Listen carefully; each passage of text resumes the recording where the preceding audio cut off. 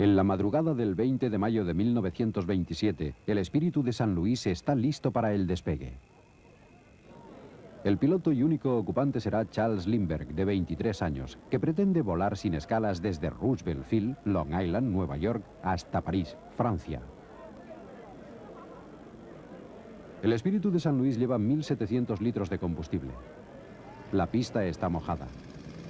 El avión se resiste a tomar el vuelo. Si Lindbergh consigue evitar los cables de tendido eléctrico antes de alcanzar el final de pista, tiene la posibilidad de volar hacia la inmortalidad.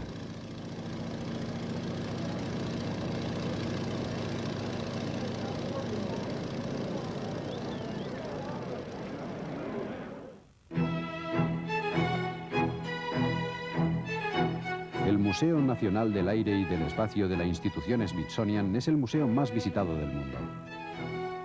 Posee una colección que incluye las aeronaves y naves espaciales más importantes de la historia. Naves aéreas que fueron diseñadas, construidas y tripuladas por hombres y mujeres que han ampliado las fronteras del vuelo.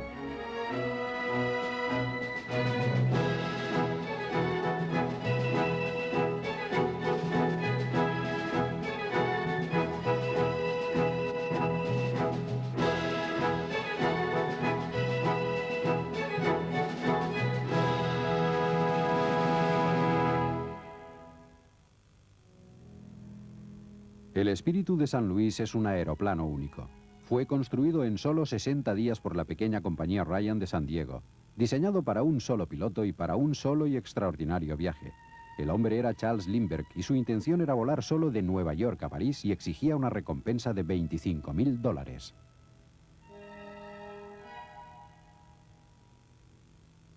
El Espíritu era una versión distinta de la línea de aviones correo de la empresa Ryan, pero tenía el ala más grande, un nuevo motor radial Wright Whirlwind y una enorme capacidad para combustible.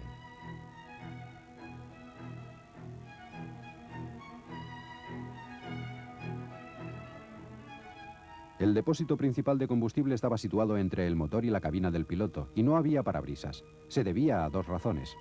La primera era que el depósito estaba en el centro de gravedad, de manera que a medida que se fuera consumiendo combustible, el aeroplano permaneciera en equilibrio. La segunda era que Lindbergh no quería quedar aprisionado entre el motor y el tanque de combustible en caso de accidente. Por ello, la única visión delantera que tenía Lindbergh era a través de un pequeño periscopio que proyectaba el lado externo del aeroplano.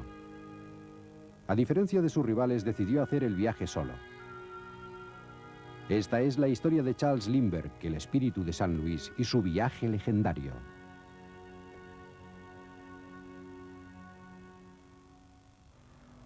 En los años que siguieron a la Primera Guerra Mundial, la aviación buscó la manera de ser económicamente viable. Una posibilidad era el espectáculo. Las masas se excitaban con las carreras temerarias de automóviles y hubo hombres audaces que inventaron maneras muy imaginativas de jugar con los aviones.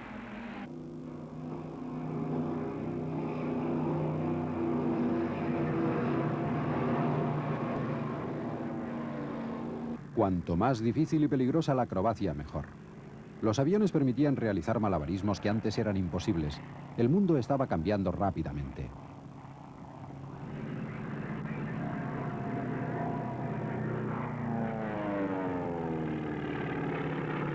A mediados de los años 20, el público americano aficionado al deporte estaba fascinado por las hazañas de Red Grange, el fantasma galopante. Pero un héroe deportivo no era suficiente para satisfacer las necesidades de una nación que intentaba adaptarse a los cambios.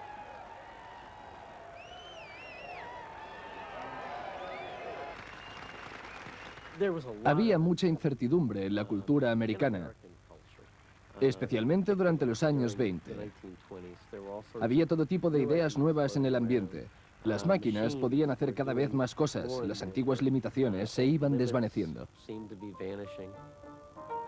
El cambio se daba en todos los terrenos. Los concursos de belleza en traje de baño presentaban a las mujeres en público de una forma totalmente nueva.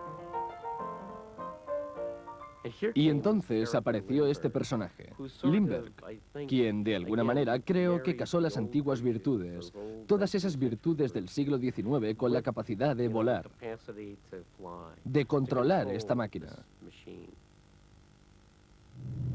Lindbergh compartía aquel espíritu de posguerra de vivir la vida intensamente.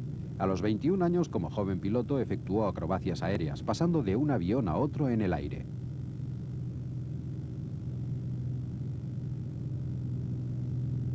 El correo aéreo empezó a funcionar en América en los últimos años de la Primera Guerra Mundial. En 1925 los servicios se habían ampliado y cubrían casi todo el continente. Los problemas del vuelo nocturno y de los vuelos en malas condiciones atmosféricas obligaron a que se iluminaran las pistas de aterrizaje. En 1925 el gobierno americano se había gastado $1.250.000 en iluminar las pistas, pero ser piloto de correos seguía resultando peligroso.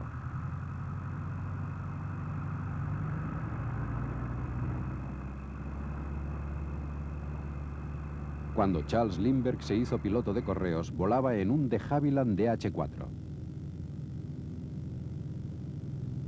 En 1926, como piloto jefe de Robertson Aircraft en San Luis, Missouri, inauguró el correo aéreo entre San Luis y Chicago.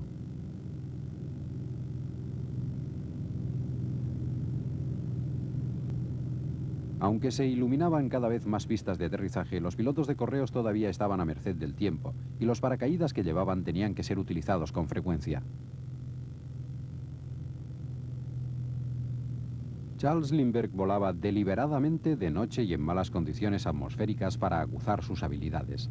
Pero más de una vez tuvo que saltar en paracaídas, y en una ocasión su DH-4 le siguió en la caída, y al desplomarse en espiral hacia tierra, estuvo a punto de aplastarlo. Lindbergh estaba fascinado por el Atlántico. Se veía capaz de volar de América a Europa si pudiera conseguir el avión adecuado para hacerlo. Estaba convencido de que las condiciones meteorológicas del Atlántico no podían ser peores que las que estaba acostumbrado a experimentar en sus vuelos nocturnos en el avión correo. Aunque desde el final de la Primera Guerra Mundial el Atlántico ya se había cruzado varias veces por aire, todavía quedaba un importante objetivo por conseguir. Nadie había logrado volar de América a Europa sin escalas, y el premio de $25.000 ofrecido en 1919 para el que lo consiguiera aún no tenía ganador.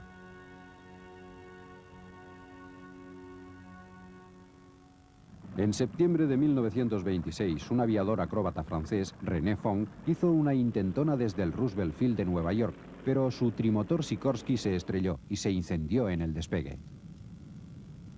Con el apoyo de un grupo de empresarios de San Luis, Lindbergh se dirigió a la Bellanca Company de Nueva York para pedir un avión con un solo motor Wright Whirlwind, un avión que podría pilotar él solo para cruzar el Atlántico.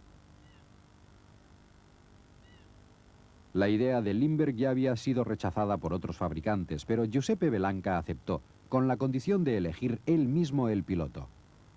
A Lindbergh no le gustó la idea.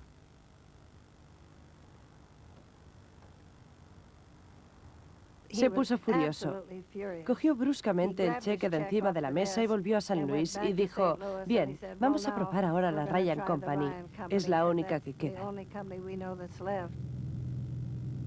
Charles Lindbergh había oído hablar de las líneas aéreas Ryan de San Diego cuando trabajaba como piloto de correos. Había construido buenos aviones correo y un diseño basado en su avión con cabina, el Bluebird, estaba a punto de empezar a fabricarse.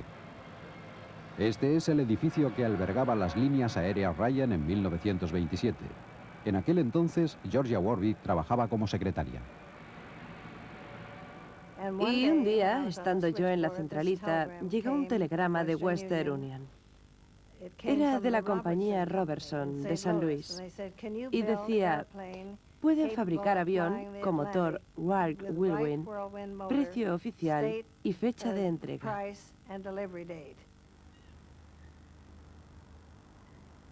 Los locales de las líneas aéreas Ryan eran una antigua fábrica de conservas de pescado. Claude Ryan, el fundador de la compañía, había vendido el negocio hacía poco a Franklin Mahoney, el jefe de Georgia. Y le enseñé el telegrama al señor Mahoney y se echó a reír. Creo que pensó que era una broma. Y enseguida entró en el despacho el señor Ryan y dijo, Claude, mira esto. Vaya locura. Estaba a punto de tirarlo a la papelera. Y Ryan dijo de nuevo, podríamos llamar a Donald Hall. Creo que nuestro ingeniero jefe podría darle vueltas al asunto. Unos cálculos rápidos de Donald Hall indicaron que un diseño de tanque ya existente podía ser adaptado para transportar la cantidad necesaria de combustible, pero el nuevo avión debería tener unas alas más grandes y un tren de aterrizaje más sólido. Lindbergh viajó a San Diego para supervisar el diseño y la fabricación. Lindbergh fue directo a la pista y no perdió el tiempo. Preguntó, ¿puedo usar uno de estos aviones? Sí, claro, le dijeron. Escogió uno y despegó, haciendo una verdadera exhibición en el aire. Y Mahoney lo vio y dijo, por Dios, ¿quién es ese piloto? Es ese chico de San Luis, Lindbergh. Al principio, los directivos de las líneas aéreas Ryan pensaron que podían fabricar el avión a un coste de $6.000. Bastante menos de lo que acabó costando. La presión de la competencia transatlántica dictó el plazo en el cual debía fabricarse el avión, 60 días. Esta es la nave de la antigua fábrica de conservas Ryan, donde se construyeron las alas de los aviones Correo. Actualmente es parte de la gran planta de Solar Turbine, pero cuando Lindbergh llegó a San Diego, el lugar todavía olía a pescado y tuvo una impresión más bien pobre de la empresa. Lindbergh habló con Donald Hall y llegaron a la conclusión de que simplemente adaptando los modelos existentes el proyecto no funcionaría. Había que diseñar un modelo de avión totalmente nuevo. El precio acordado fue de $10.580. La carrera empezaba. En París, el capitán Frédéric Nongessé anunció su intención de sobrevolar el Atlántico con François Colly.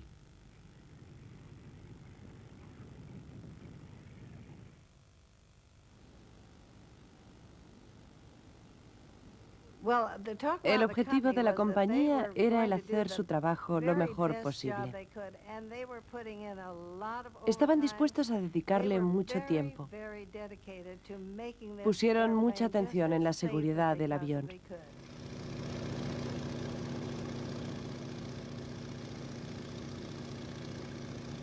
El proyecto fue llevado a cabo y Lindbergh y Hall trabajaron muchas horas juntos. Para relajarse, Lindbergh se subía a un avión y sobrevolaba San Diego. A menudo le acompañaba alguno de los operarios de la compañía.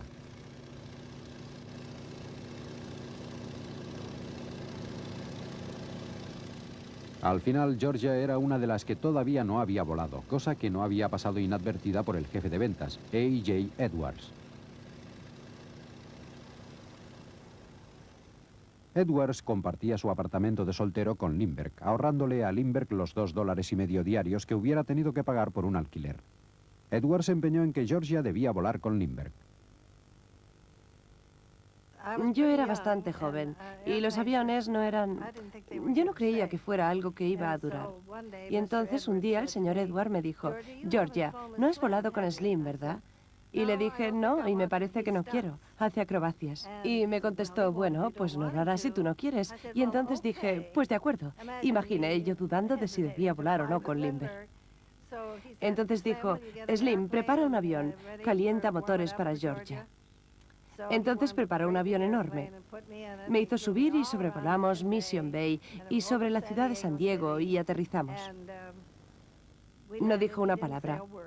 Estaba muy callado, pero le di las gracias y fue un vuelo maravilloso, muy suave. No pasé ni pizca de miedo. Uno de los operarios de la fábrica de conservas de pescado en aquellos tiempos era Ed Morrow, un hombre joven llegado desde Oregón para trabajar en la casa Ryan. Don Hall y Lindbergh fueron juntos a la biblioteca, donde tenían un globo terráqueo enorme, más grande de lo normal. Cogieron un cordel y lo extendieron desde Nueva Escocia hasta París. Y entonces comprobaron la ruta indicada en el mapa. Y este fue el mapa con el cual voló. El presupuesto total de Lindbergh para su viaje transatlántico era de $15.000. Sabía que su rival Bert tenía un presupuesto de $100.000. Entonces llegó el rumor a San Diego de que en Nueva York se estaba construyendo un gran Keystone Pathfinder para un nuevo competidor, el lugarteniente comandante Noel Davis.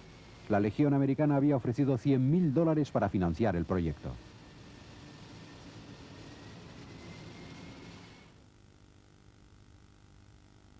Sin embargo, los altos presupuestos de su rival no amilanaron a Lindbergh. Estaba totalmente concentrado en la preparación de su misión. Lindbergh venía a nuestro despacho cada día. Hablaba con los mecánicos y los pilotos, pero no era una persona especialmente simpática, sobre todo con las mujeres. Cuando vivía con el señor Edward, que era una especie de depravado, trató de arreglarle un par de citas, pero Lindbergh no podía haber estado menos interesado.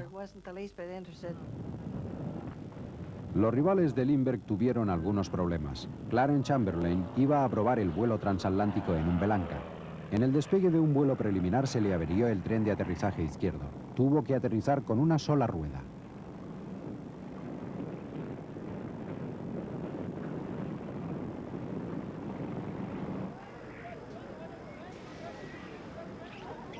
Los ejercicios del comandante Richard Byrd casi le llevaron al desastre cuando su gran Fokker trimotor se estrelló en el momento de aterrizar. Para sorpresa de todos, la avería pudo repararse. Byrd seguía en la carrera transatlántica.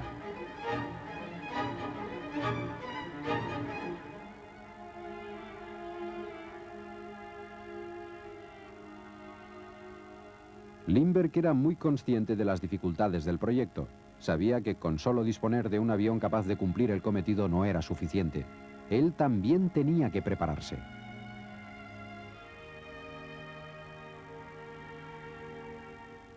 Cuando venía siempre estaba muy serio. Caminaba por la playa tratando de mantenerse despierto durante la noche para de alguna manera ponerse a prueba a sí mismo para el vuelo.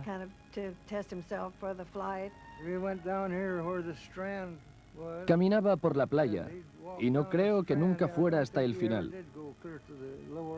Daba la vuelta y volvía otra vez. Lo hacía 2 o 3 veces, ¿sabe? En vez de ir demasiado lejos en una u otra dirección, iba hasta un punto determinado y volvía. Se pasaba la noche así, caminar lo mantenía despierto.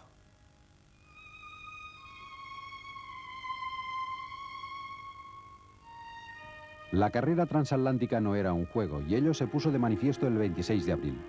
Noel Davis y su copiloto Stan Wooster perdieron la vida al estrellarse con su Pathfinder durante un aterrizaje.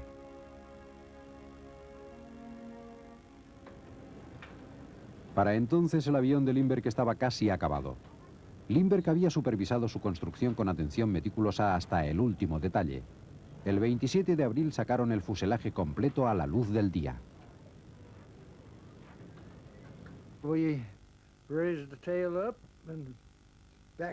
Subimos la cola hacia arriba y pusimos el coche debajo, de tal manera que el avión descansaba sobre la parte posterior del automóvil.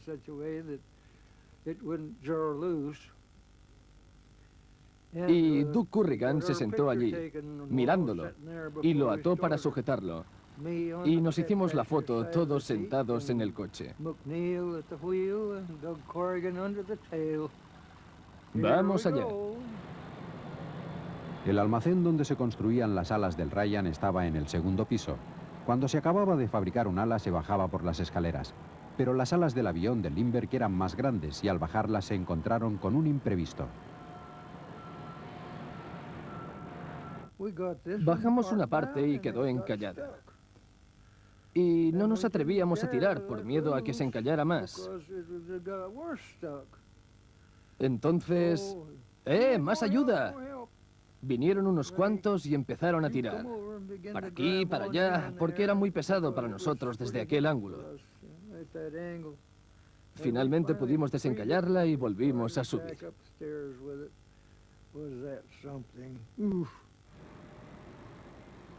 Afortunadamente había una vía de tren al lado de la fábrica y a alguien se le ocurrió que un vagón situado bajo la ventana podría servir de plataforma para el ala.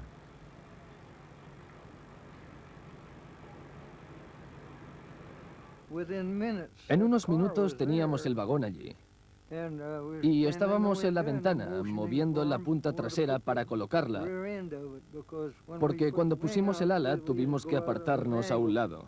No fue nada fácil, pero lo conseguimos, haciéndolo con mucho cuidado. Al cabo de un rato de laborioso trabajo, siempre fijándote en donde ponías el pie, conseguimos colocarla longitudinalmente por encima del vagón.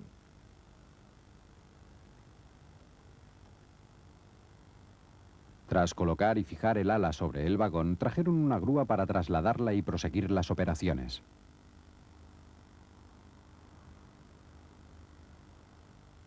La elevamos y la grúa la sujetaba.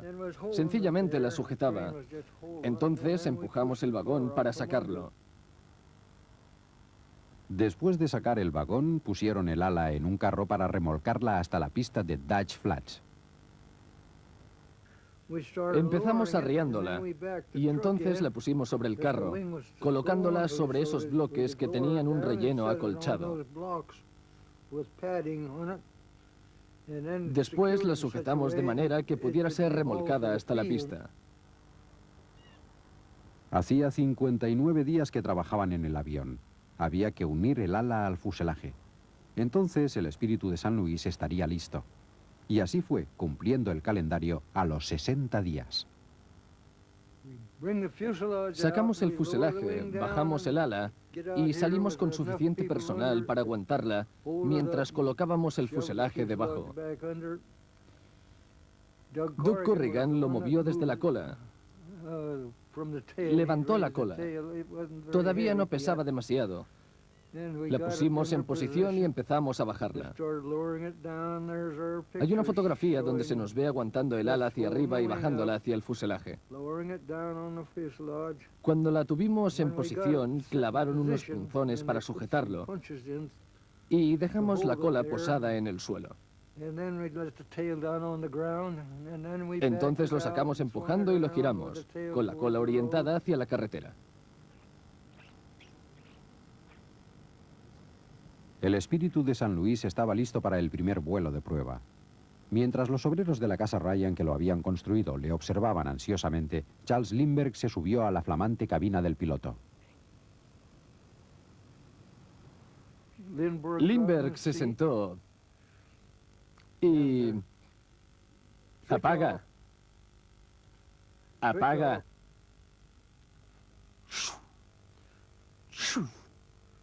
Ok, enciende. Mira. Arrancó a la primera. Arrancó. Al principio dejó que se deslizara por la pista, como si marchara un poco en vacío. Un poco más que eso. Y creo que hizo pruebas durante unos 5 minutos.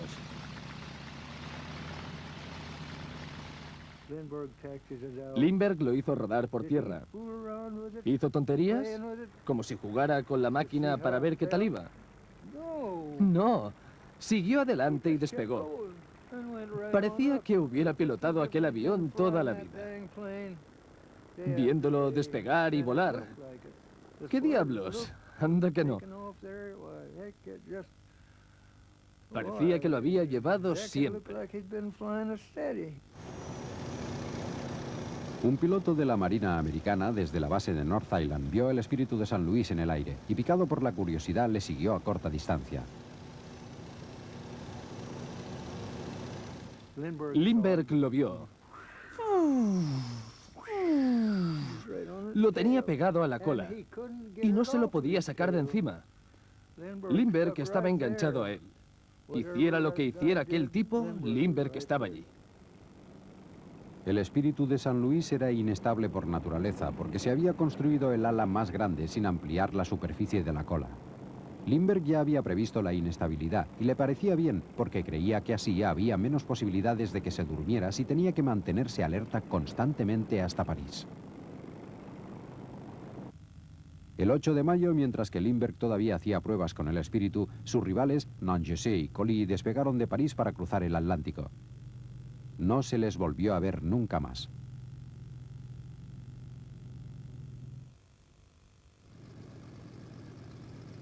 Las pruebas de vuelo con el Espíritu de San Luis continuaron, midiendo la velocidad y estudiando la capacidad del avión de despegar con grandes cantidades de combustible.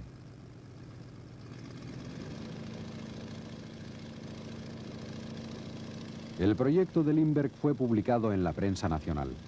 Gente de todo el continente empezó a seguir de cerca su hazaña.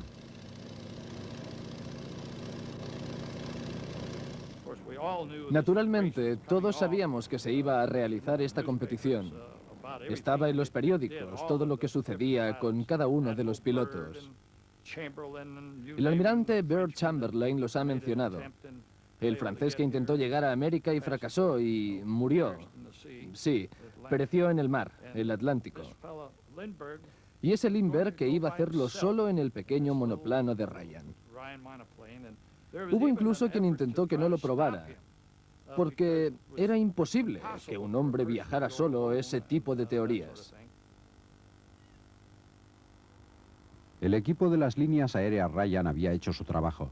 En 2 meses de labor ininterrumpida habían construido un avión que era prácticamente un tanque de combustible volante, el único capacitado entre los disponibles en aquella época para cruzar el Atlántico. Se dieron perfecta cuenta de las dificultades a las que se enfrentaba Lindbergh, pero vieron que era un joven con decisión. Sabían que tanto si tenía éxito como si fracasaba, no dejaría de intentarlo. Las líneas aéreas Ryan organizaron una cena de despedida antes de que Lindbergh emprendiera el vuelo. Y pasó por todas las mesas despidiéndose de todo el mundo. Yo fui el último antes de que saliera por la puerta lateral. A pesar de su madurez, Lindbergh era un poco ingenuo ante lo que le esperaba. Preguntó a Mahony cuánto le costaría el billete para ir desde el aeropuerto de Le Bourget hasta París.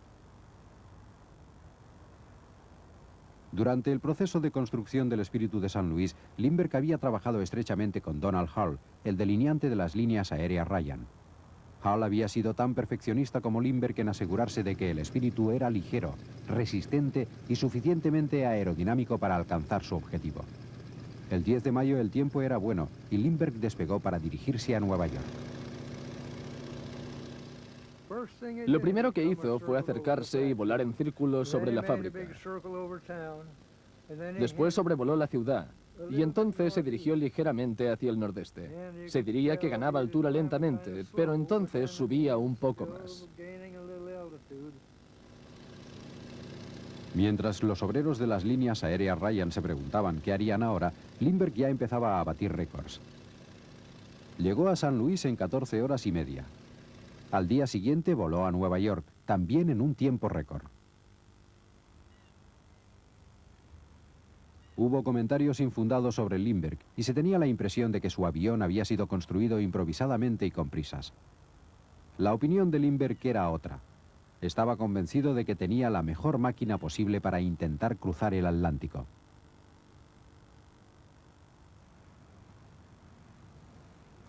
Esta es la zona de aparcamiento de un antiguo circuito de carreras en Long Island, Nueva York. Es el lugar que ocupaba el antiguo Roosevelt Field, donde Lindbergh y sus rivales, Bert y Chamberlain, esperaban a que amainara el mal tiempo. Bert se hizo construir una pista especial de hierba de 1500 metros para obtener la distancia necesaria para el despegue con una pesada carga. Lindbergh estaba decidido a ser el primero en salir. Observaba las condiciones atmosféricas, esperando el momento propicio. Se trataba de un hombre que llevaba a América en la sangre. Nacido en Detroit, se había criado en una granja del Midwest. Su padre era diputado del Congreso. Tenía contactos. Creo que la gente lo veía, ¿sabe? Lo veía como el modelo de chico americano. Veían en él algo familiar. El chico que quisieran para sus hijas. Parecía tan perfecto en la época en que emprendió aquel vuelo. La madre de Lindbergh estaba muy orgullosa de su hijo y era muy protectora con él. Viajó a Nueva York para verlo despegar. El comandante Bert le dio permiso para utilizar su pista especial.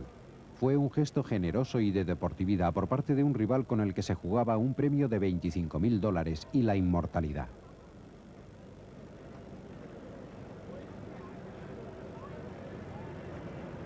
Durante unos días las condiciones meteorológicas fueron malas. La tarde del 19 de mayo, Lindbergh decidió que el tiempo sobre el Atlántico sería favorable. Aquella noche un amigo lo mantuvo en vela y no durmió. A las 4 de la madrugada el Espíritu de San Luis fue sacado del hangar, con viento y lluvia.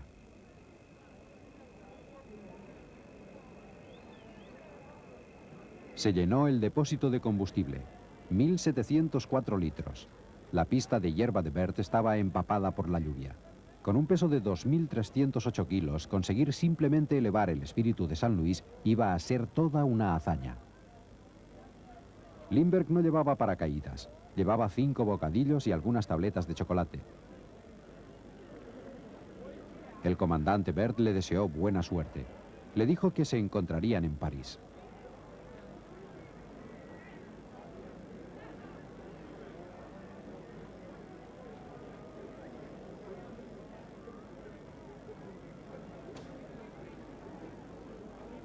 A las 7:51 de la mañana se sacaron las cuñas.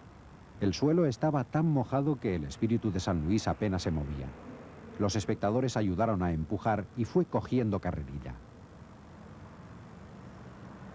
Al final de la pista había una línea de cables de teléfono y árboles. El espíritu de San Luis debe despegar a tiempo para esquivarlos.